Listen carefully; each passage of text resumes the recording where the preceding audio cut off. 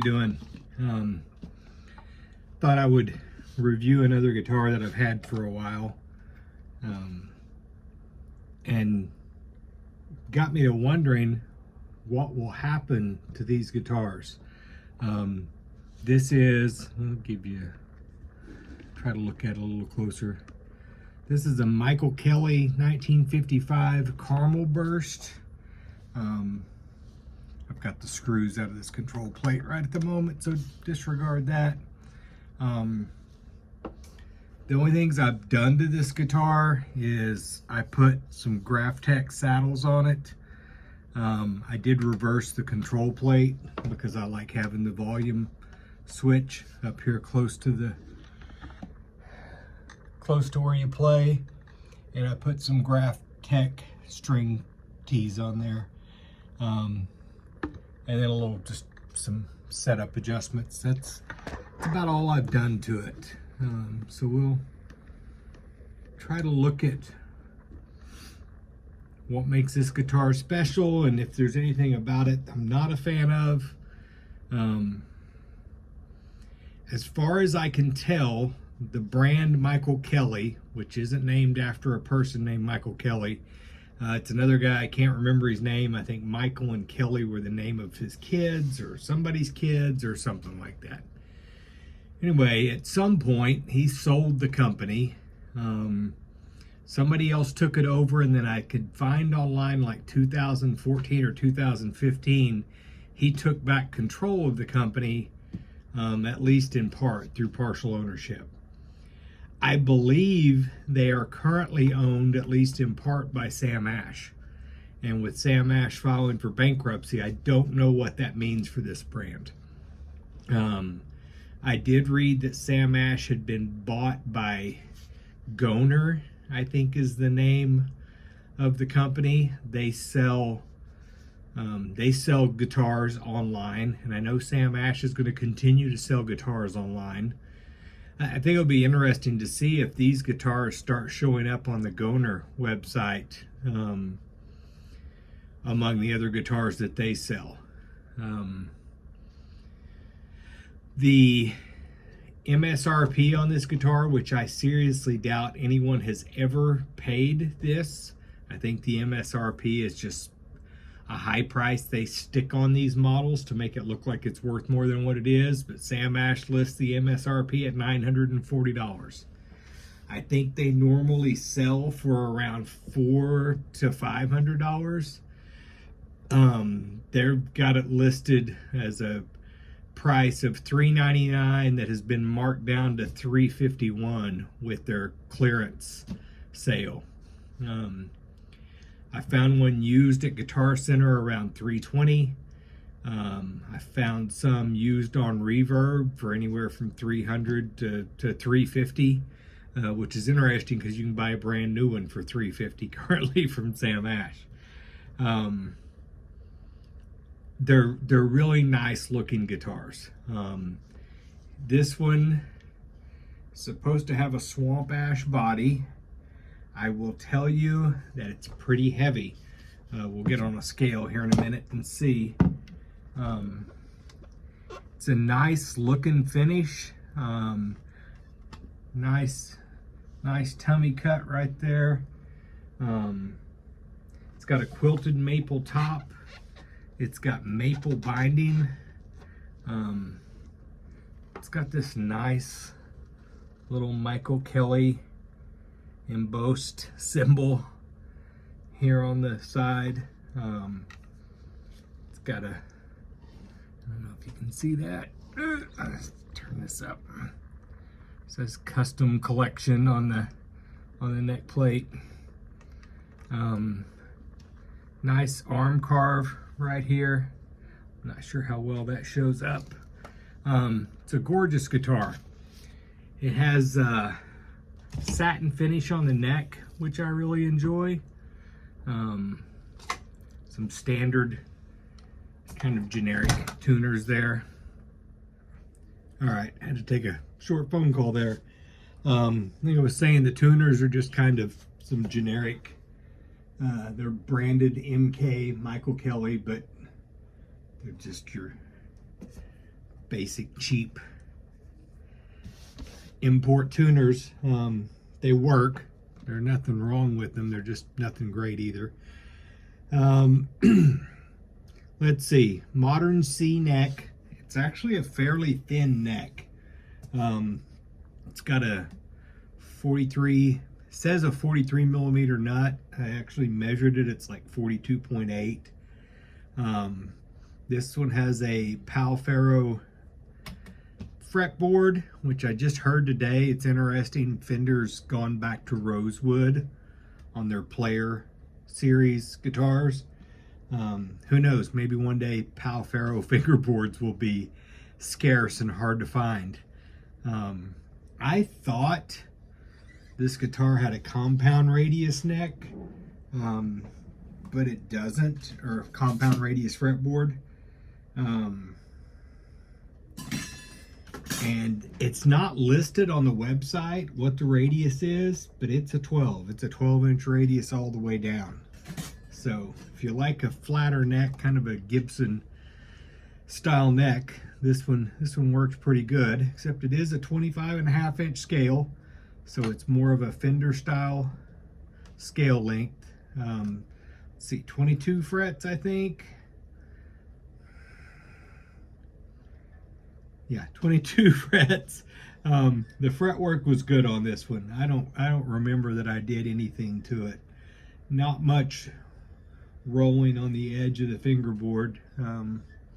Phil McKnight's got a good video on how to roll the edge of the fingerboard if that's something you like.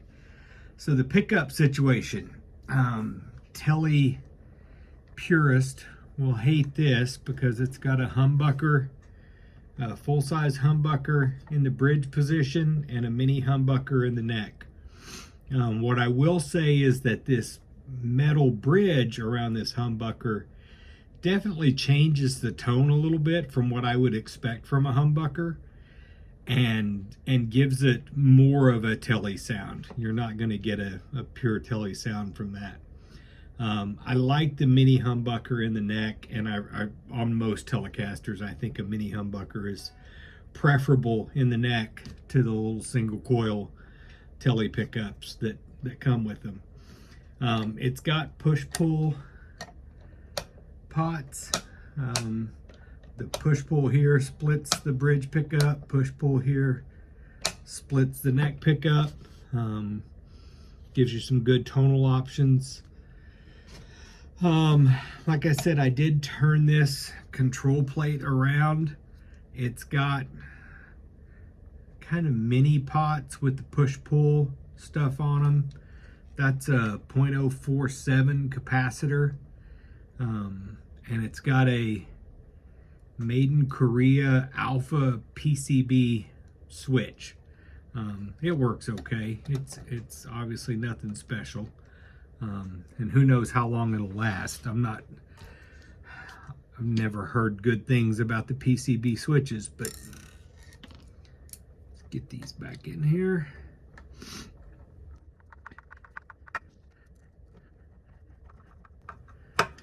Let's check the pickups real quick and see.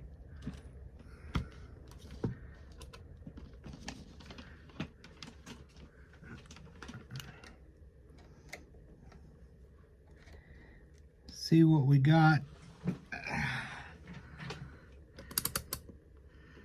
So that's the neck pickup, 8.42 kilo ohms resistance and 3.65 Henrys. It's reasonable, I would say. Bridge pickup is 5.12 Henrys. And 9K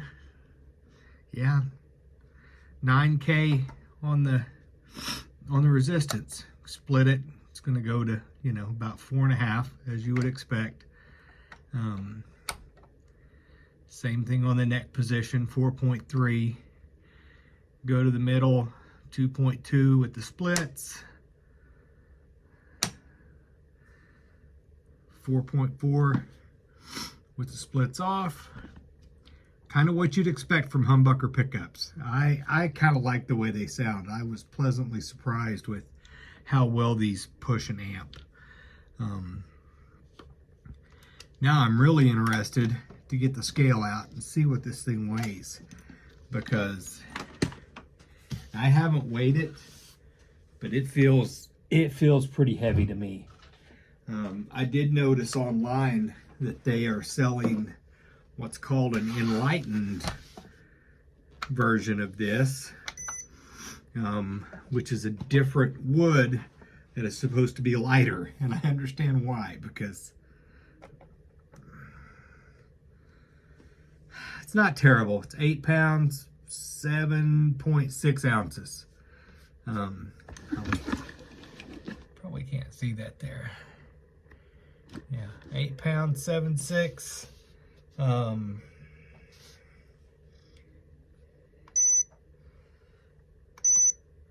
What is that? 3.84 kilograms. That's on the heavy side for a telly, in my opinion. I've always felt like 8 pounds was kind of the top end of what I would like for a telly, and this is over 8.5. It's getting up in the Les Paul range, in my opinion.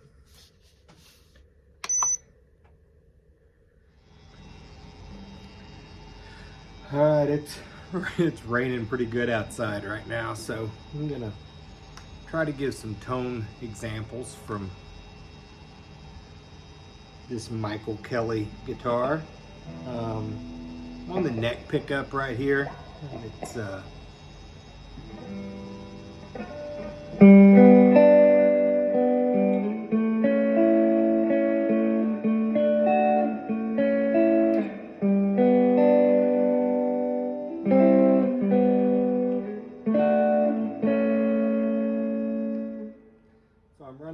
I'm running through my Blues Junior. Let's see here. There we go. No pedal on right now. I've got a clone distortion pedal plugged in, but it's not on. I've got my gain up about halfway. Master volume's on maybe 2, because I'm in a small room and you can't handle much more than that. Got the reverb up about halfway, but that's not a stock reverb tank. The factory reverb on that Blues Junior is just kind of obnoxiously intense, so I put that Mod Shop reverb tank on there, and it's a pretty decent sounding reverb. At halfway it's noticeable, but it's not overbearing. I've probably mentioned this before, but I did reverse this switch plate here, so my selector switch is down here on this end, my volumes here, tones here. These are coil split, so that's the neck position coil split.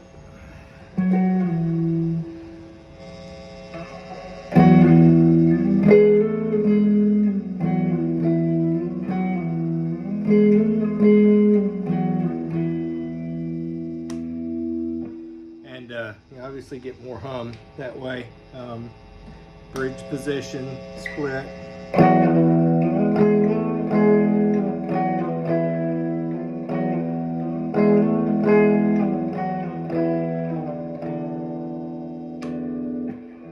Turn the split off.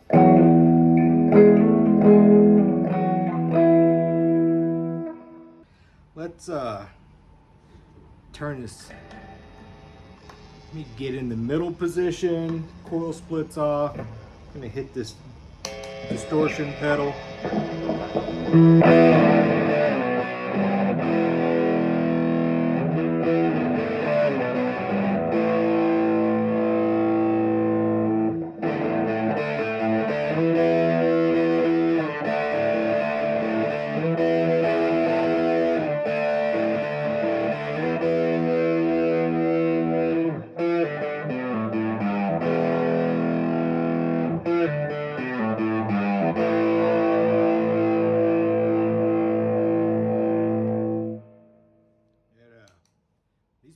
really drive the amp. I was pleasantly surprised when I plugged this in, because I had never played this guitar with this setup before, and I've been using a Telecaster, and what else have I had in here recently? Playing my Yamaha Revstar through it a little bit, and that sounded really good. These pickups, they've got a lot of clarity. They're not muddy. They seem to have consistent clarity across the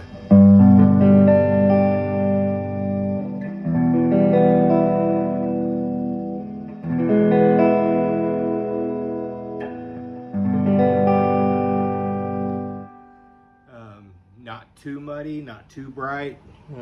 That was just the neck pickup. Let's go back to the middle. The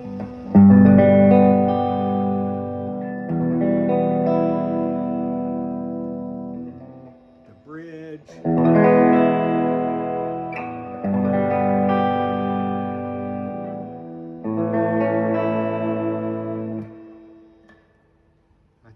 I think they're definitely serviceable pickups. That bridge plate around that humbucker has got to change that magnetic field some. So I think it brightens that humbucker in the bridge up more than it otherwise would be. It's not going to sound like a tele pickup because nothing else is, but it's a lot closer to a tele pickup than you're going to get with a different setup. Hopefully you get an idea of what you can do with this guitar. Don't ever let my playing be the determining factor on whether you think a guitar could sound good or not, because I am still a novice at all of this and pretty sloppy, and I play for my own enjoyment. I'm not really playing for anybody else's benefit, but I enjoy it and I have a good time.